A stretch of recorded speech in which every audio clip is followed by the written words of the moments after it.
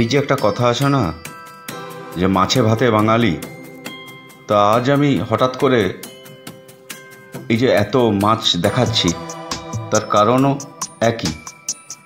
যে কোনো মানুষের শোক বাড়ি, অর্থাৎ মৃত্যু যাদের হয়েছে তাদের শ্রাদ্ধ বাড়ি, কারো অন্নপ্রাশন বাড়ি, বিয়ে বাড়ি বা অন্যান্য যে কোনো অনুষ্ঠানে, ছোট হোক বড় হোক, মাছ ছাড়া বাঙালিদের এক পাও চলে না।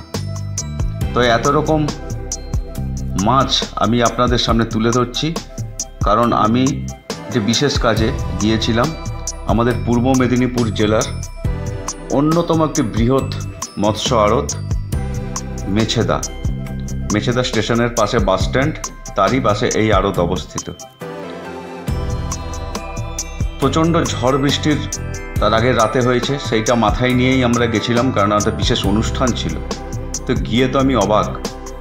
ভোর 3টের সময় গেছি, ভেবেছিলাম মনে হয় এখনও দোকান খোলেনি, কিন্তু কোলাহলে সমস্ত মার্কেট গম গম করছে, পা ফেলার জায়গা নেই। এমনি বৃষ্টি হয়েছে, তারপরে সবাই জানেন যে মাছের বাজার কেমন হয়। তো যাই হোক, চারিদিকে এত রকম বাহারি মাছ দেখে আমি তো অভিভূত। এত রাত্রিবেলায় কেউ আসছে তাদের ব্যবসা বাণিজ্যের জন্য, কেউ কারো অর্ডার সাপ্লায়ার, কেউ বা ব্যক্তিগতভাবে মাছ কিনছেন, তাদের পছন্দ মতো নিচ্ছেন, দরদাম দিচ্ছেন, কিনছেন, নিলাম হচ্ছে একদিকে। দারুণ ব্যাপার, যেন মেলা বসে গেছে। সত্যি কত রকমের মাছ, সে সামুদ্রিকই হোক বা সে মিষ্টি জলেরই মাছ হোক, ছোট বড় জ্যান্ত সমস্ত রকম মাছের ভাণ্ডার হচ্ছে এই মেছেদার মৎস্য আড়ত।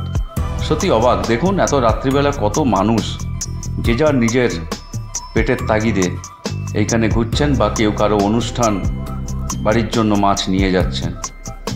তা সত্যিই অবাক কাণ্ড, দেখে তো আমি অবাক।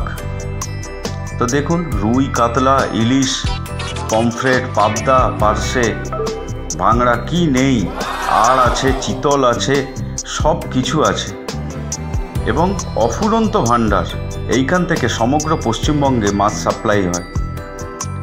তো ভাবতেই পারিনি যে এত ঝড় বাদলার মধ্যেও এত লোকের সমাগম এখানে হয় এই সারা রাত, মানে মাঝরাত থেকে আপ টু সকাল 8টা, 9টা, 9:30 অবধি।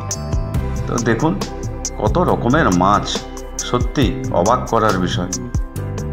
সবথেকে বড় ব্যাপার, যারা মাছ কাটেন তারই মধ্যে একজনকে জিজ্ঞেস করলাম, তার উত্তরে ব্যস্ততম সময়ে একজন প্রায় 7 কুইন্টাল করে মাছ তারা কেটে ফেলে।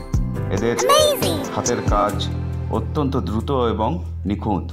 তো ভিডিওটা ভালো লাগলে একটু লাইক, শেয়ার, সাবস্ক্রাইব করবেন। ধন্যবাদ।